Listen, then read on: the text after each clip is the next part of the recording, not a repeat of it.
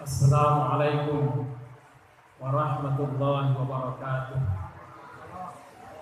Alhamdulillahi ala ma an'ama hamdan bihi yajlu anil qalbil amal. Thumma assalatu ba'du wassalamu ala nabi dinul islam Muhammadin khatami rusli rabbih wa alihi min ba'dihi wa sahbihi. Amma ba'd. Bapak-bapak, ibu-ibu, ya, saya panggil bapak-bapak, ibu-ibu karena memang ada bapak-bapak di sini, ada ibu-ibu. Tapi yang terbanyak anak-anak kami, ya, saya lihat mahasiswa. Ya, saya duga kuat zon. Saya duga kuat kebanyakan mahasiswa. Umumnya jamaah sholat isya dan tarawih. Hafizakumullah. Saya hitung sudah 12 tahun yang lewat saya terakhir hadir di sini memberi pengajian ketika sholat tarawih, tepatnya pada tahun 2010. Ketika itu saya masih tahun terakhir menjadi dekan di Fakultas Syariah. Lalu setelah itu ini baru termasuk ketika saya dekan lagi kemarin, kebetulan selama dekan selama COVID belum ada kegiatan. Tadi saya duga kita lebih ramai dari ini, tapi ternyata di luar ramai, di dekat perpustakaan nampaknya ramai. Saya duga juga itu mahasiswa karena banyak gadis-gadis berjilbab. Banyaknya itu di atas 10 saya kira gitu. Tapi oke lah, mungkin ada urusan mereka yang lain pun. Yang jelas sesungguhnya yang namanya jamaah itu tidak mesti 100 orang, 50 orang, 20 orang, tidak. Satu jamaah itu 2 orang pun cukup. Satu imam, satu makmum sudah. Ketika dilaksanakan sholat dengan berjamaah dengan hanya 1 orang imam dan 1 orang makmum, sudah masuk dalam kelompok hadis salatul jamaah afdalu min salatil fardhi bi 27 darajah. Sudah masuk di situ, ya. Sudah masuk ke kelompok yang mendapat 27 derajat kebaikan atau pahala yang diperolehnya. Itu 2 orang. Apalagi memang kita ini sudah banyak kelipatannya dari 2 orang. Sekarang saya panggil semuanya jamaah, ya. Jamaah salat tarawih rahimakumullah. Kita hari ini sudah hari yang ke berapa ya? Hari yang ke 20. Ada? Ya, ada malam ke 20. Ada malam 19. Itu tergantung dari mana, ya. Kita melaksanakan amal ini mengikuti apa? Kalau mengikuti hisab, nah ini sudah malam yang ke-20, mengikuti hisab, ya. Tidak perlu tampak bulan tapi dihisab, ya. Dan orang yang mengikuti hisab ini memang konsisten dia ini, ya. Dihisabnya, ya, dimulainya lah tarawih pertama itu dulu tanggal 1, hasil hisabnya Sehingga sudah itu, kalau ditanyakan ditanyakan apa sudah masuk waktu Isya, waktu Asar, waktu Maghrib, bahkan berbuka, dia hanya melihat ke dinding. Ada jadwal waktu sholat di situ. Itu hisab. Kalau ru'yat memang dilihat. Ya. Saya dari kampung, dari Pasaman Barat, di kampung sekali, di terpencil. Ketika masih kecil-kecil dulu, kita tanya nenek, "Nek, sudah masuk waktu zuhur?" Nenek itu turun ke halaman, melihat matahari. Ru'yat, memang matahari itu dilihatnya. Ya. Aqimis shalah lidulukish, apa matahari itu sudah duluk. Ya begitu juga. Ketika di ladang dengan ayah saya tanya, "Sudah masuk waktu asar ya?" Dia pergi keluar pondok, melihat bayang-bayang. Oh ya, sudah bayang-bayang, sudah lebih panjang dari bendanya. Udah masuk. Waktu maghrib ya dilihat juga. Itu seharusnya memang yang ru'yah itu begitu. Ya ru'yah satu, ru'yah semua. Ya, cuma kita memang belum bisa begitu. Kalaupun ru'yah sebahagiannya hisab. Ya, oke lah. Hari ini hari yang ke-19 atau hari yang ke-20. Hari yang ke-20. Yang jelas ketika kita menyebut hari yang ke-19 sekarang atau hari yang ke-20, ya agaknya kalau kita hubungkan dengan judul pengajian yang diamanahkan Pak Men. Nah, ini Pak Men ini punya kerjanya. Ya. Kita tidak memerlukan hari keberapa sekarang. Judul yang diamanahkan Pak Men kan iktikaf. Iktikaf. Lalu kapan iktikaf itu? Apakah malam ke-20 atau malam ke-21? Tidak ada nasnya itu. Iktikaflah pada malam ke-20, pada malam ke-21. Tidak ada nasnya. Yang ada nasnya adalah cerita Aisyah. Ada beberapa versi cerita Aisyah ini. Anna Nabiyya sallallahu alaihi wasallam kana ya'takiful ashrul awakhir min Ramadan hatta tawaffahu Allah. Paling tidak ada 3 hadis yang sama maknanya dengan ini. Bahwa Nabi sallallahu alaihi wasallam iktikaf pada 10 hari terakhir sampai beliau meninggal dunia. Sekali lagi, bahwa Nabi sallallahu alaihi wasallam melakukan iktikaf di 10 hari terakhir sampai beliau meninggal dunia.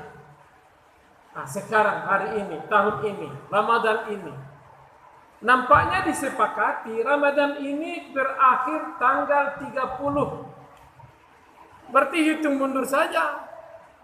Hitung mundur saja dari 30, 29, ya, 28, 27, 26, 25, 24, 23, 21. Berarti ya besok malam. Besok malam mulai. Itulah mulai besok malam. Baik yang memulainya memulai puasanya hari Sabtu atau memulai puasanya hari Ahad. Karena tidak dari situ dihitung, hitungnya 10 terakhir. Al-ashrul awakhir. Makanya ya sudah banyak yang mempersiapkan diri untuk iktikaf. Dalam contoh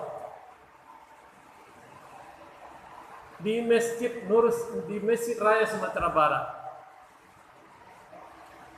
Kebetulan dia menanyakan kepada saya ketuanya.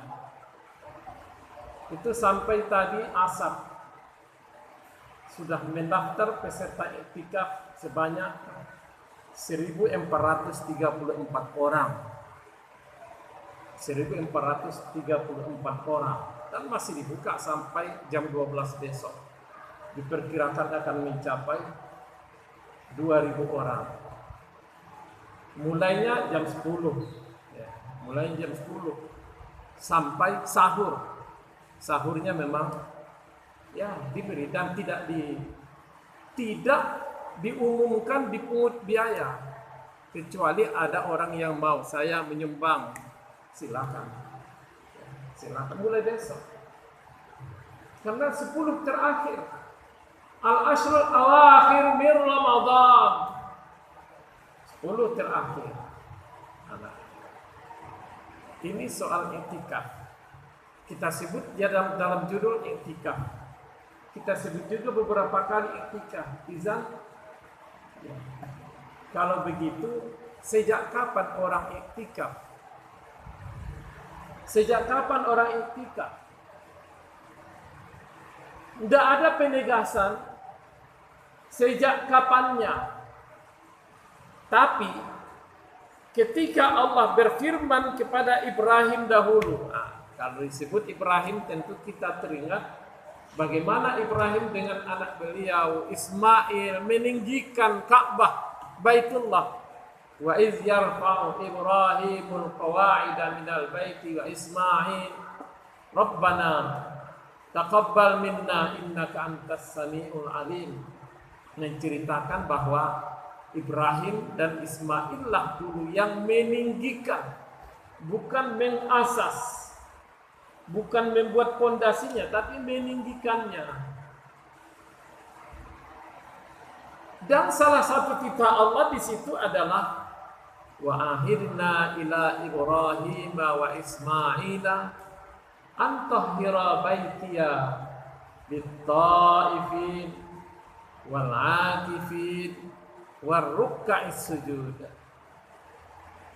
Kami sampaikan kepada Ibrahim dan Ismail, bersihkan Baitullah itu.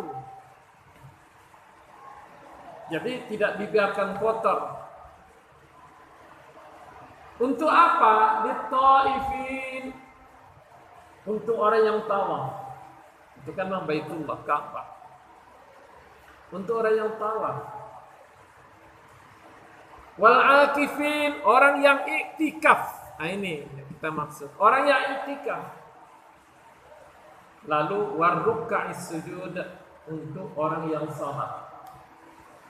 Iktikaf. Jadi sudah ada sejak dulu. Kalau kita menumpang ke kajian hukum Islam, berarti iktikaf ini termasuk syara'u man qablana. Syara'u man qablana. Syariat yang sudah ada sejak dulu dan diberlakukan sejak kita sekarang. Yang terhormat, lalu fama huwal iktikaf? Apa yang dimaksud dengan iktikaf? Iktikaf itu yang bahasa Arab. Iktikafa itu ihtabasa, berupaya menahan diri. Kalau lebih ekstrimnya lagi, lebih berupaya memenjarakan diri. Itu saja. Tetapi pada akhirnya berupaya menahan diri di masjid dalam rangka taqarrub ilallah. Itu berupaya menahan diri di masjid. Jadi masjid tentu ruangan sholat. Ya. Kalau ustadz kita yang tinggal di masjid ini, di kamar ini tidak iktikaf. Oh, bila itu iktikaf di masjid. Di mana dia? Wah, di kamarnya. Nah, itu kamar. Tapi sengaja duduk dengan niat iktikaf dalam rangka taqarrub ilallah. Apa itu taqarrub ilallah? Ya bisa sholat. Ya. Yang pada akhirnya disebut dengan salat tahiyatul masjid. Bisa baca Quran. Bisa berdoa. Bisa berzikir. Itu luar biasa manfaatnya itu. Luar biasa manfaatnya. Jadi jangan kita pandang remeh kepada zikir. Karena semuanya akan bisa memberikan pembelaan kepada kita. Ya, sekira maaf, saya ingin sedikit mengungkap pengalaman saya tentang zikir. Nabi kita menyebut bahwa salah satu hak muslim itu tashmitul autis. Mendoakan orang yang bersin. Ketika orang yang bersin itu memuji Allah, dia bersin, lalu dibacanya Alhamdulillahirabbil alamin. Apa yang kita baca? Yarhamukallah. Saya pernah dapat manfaat dari yarhamukallah. Saya kira itu rezeki yang tidak diduga-duga. Saya dulu pernah kuliah di Maroko. Tempat saya kuliah 192 kilo dari ibu kota. Saya tidak di ibu kota. Ya, bukan di ibu kota administrasi, Rabat tidak. Tapi saya di ibu kota Saqafah. Ya. Budaya dan ilmu kota Fes 192 kilo. Ketika saya sudah selesai S2, mau pulang lagi ke Indonesia. Waktu itu kan belum ada HP. Bahkan kita nggak ada telepon, kalaupun ada telepon harus ke wartel. Tapi waktu itu saya tiba-tiba datang ke Rabat, ke kedutaan, mau mengurus urusan yang terkait dengan kepulangan ke Indonesia. Saya sampai ke sana hari Senin pagi. Ternyata tidak satupun teman, tidak satupun pegawai kedutaan yang punya waktu menemani saya. Kecuali ya orang kedutaan memberikan surat pengantar. Itu cuma hanya mereka tunjukkan ada 2 mobil baru sampai ke sana. Mereka tunjukkan cara ke sana. Ini urusan ini ke Mabes, kalau kita Mabes Polri, Mabes kepolisiannya, markas besar kepolisiannya. Ditunjukkan mereka bagaimana cara masuk ke sana, dari mana jalan masuknya, jalan tikusnya, bukan jalan yang resmi, kalau enggak nanti banyak persoalan katanya. Saya ikuti petunjuknya. Lantas saya pun mulai jalan. Rupanya keluarnya ke arah belakang dari gedung yang besar itu. Ada parkiran motor di situ. Saya jalan terus. Saya dengar memang suara motor. Saya lihat ada seorang polisi dengan mobil, dengan motor polisinya, motor dinasnya. Kira-kira jarak 5 meter dari saya. Tahu-tahu setelah ditegakkannya, setelah kendaraannya, dia bersin. Yang namanya Maroko kan negara Islam. Bersin dia sudah itu dibacanya Alhamdulillahirabbil alamin. Lalu kita dengar, saya jawab, Yarhamukallah. Dia terkejut, dilihatnya bukan orang mereka. Tapi ya saya pergi juga, tapi akhirnya saya dikejarnya. Saya, terjadi dialog. Dari mana, apa urusan ke sini? Saya bilang, saya mahasiswa. Walakin qad atmamtu dirasah wa liya ijra'at. Saya sudah selesai urusan sekolah dan saya mau pulang kampung, ada urusan di sini. Apa? Saya lihatkan. Lantas dipegangnya tangan saya. Banyak gang-gang yang dilalui. Banyak gang-gang yang dilalui sampai dia berbisik kepada petugas di situ. Dan dia berkata, ya, intazir syuaya. Ya. Duduklah di sini, tunggu sebentar. Tunggu sebentar. Saya pergi ke ruangan saya. Dia pun pergi.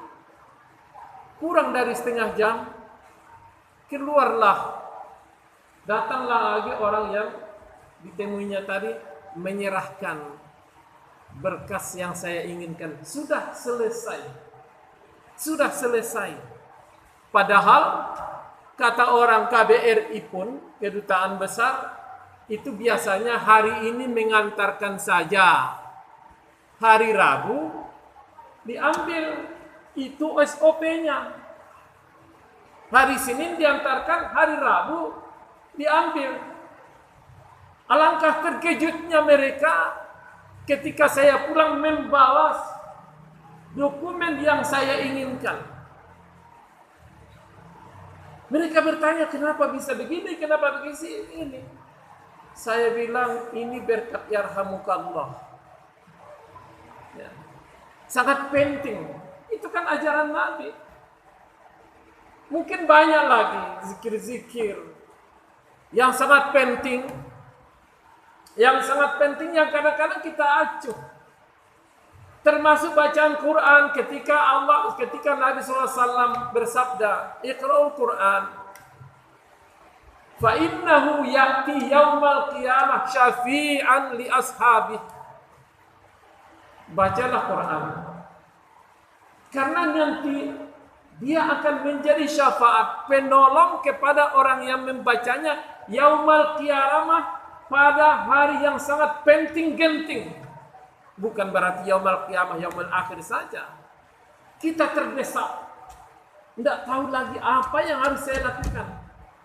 Bisa saja karena pertolongan Quran memberi hidayah kepada kita. Oh, gini caranya. Jangan pula kita anggap Al-Quran datang. Ana Al-Quran allazi qara'tahu. Sayalah Al-Quran yang biasa kamu baca. Tidak. Tapi muncul saja hidayahnya. Demikian juga zikir-zikir yang lain. Berzikir dalam rangka taqarrub ilallah. Inilah salah satu di antara yang kita kerjakan waktu iktikaf. Idealnya memang iktikaf itu 24 jam. Idealnya. Sehingga di situ ada aturan-aturan wala tubashiruhunna wa antum aakifuna fil masajid. Membatasi diri, pergaulan dengan suami istri membatasi diri, dengan orang lain membatasi diri. Bahkan Nabi SAW ketika ada hajat kepada Aisyah, karena kebetulan rumah beliau itu kan seperti kamar masjid ini, Nabi hanya mengintipnya dari jendela, menyampaikan apa yang diinginkannya itu. Itu dasarnya begitu, memang 100% di masjid. Tapi pada akhirnya namanya kajian fikih, kajian hukum Islam, ada istilahnya illa ma dalilu ala khilafih. Kecuali ada dalil yang bisa mengalihkannya. Umpamanya lil hajah. Ada kebutuhan. Anda semua mahasiswa, kebutuhan belajar itu penting.